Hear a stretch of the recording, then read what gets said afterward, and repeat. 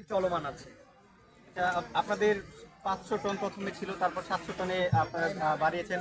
এটা কি আরো বাড়বে কিনা প্রয়োজনের সাথে, বা আপনাদের পরিকল্পনাটা কি আসলে? জি আলহামদুলিল্লাহ, গতকালকে শাইখ আহমদুল্লাহ একটা কথা বলেছেন, আমি সেই কথাটি রিপিট করতে চাই যে যখন এই ঢল এবং এই যে বাঁধ উপচায় আমাদের যে পানি আসলো এবং আমাদের নোয়াখালী, কুমিল্লা, তারপরে আমাদের ফেনী অঞ্চলে যে বিপর্যয়কর অবস্থা হয়, সর্বপ্রথম আসুন্না ফাউন্ডেশন এখানে আলহামদুলিল্লাহ ত্রাণ কার্যক্রম শুরু করেছিল।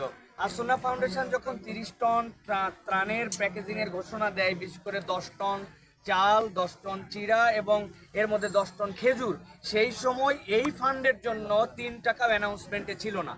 আল্লাহ রাব্বুল আলামিনের প্রতি খাজানার দিকে তাওয়াক্কুল করে এই কার্যক্রম যখন হাতে নেওয়া হয়েছে, একদিন পরেই 600 টন খাদ্য অর্ডার দেওয়া হয়েছে এবং আজকের 200 টন যদি আমরা যুক্ত করি, এখন পর্যন্ত আনলোড, এখনও ট্রাকে অনেক মাল আছে।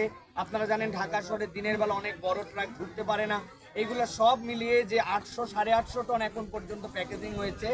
আসুন্না ফাউন্ডেশন মনে করে যদি এটি প্রয়োজন পড়ে তাহলে ইনশাল্লাহ উত্তরোত্তর এটা আরও বৃদ্ধি পাবে ইনশাল্লাহ।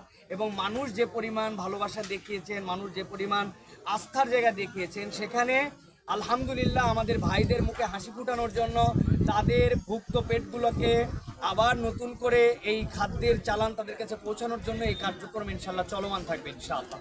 আরেকটা বিষয়, গতকালকেই দেখেছি যে একদিনে 20 কোটি টাকার মতো আমরা তথ্য পেয়েছি।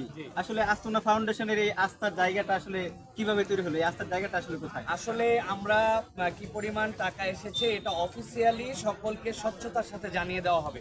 আমরা যা শুনছি এখান থেকে সেখান থেকে আমরা শুনেছি, আমরা এক্সাক্ট সংখ্যা বলতে পারবো না।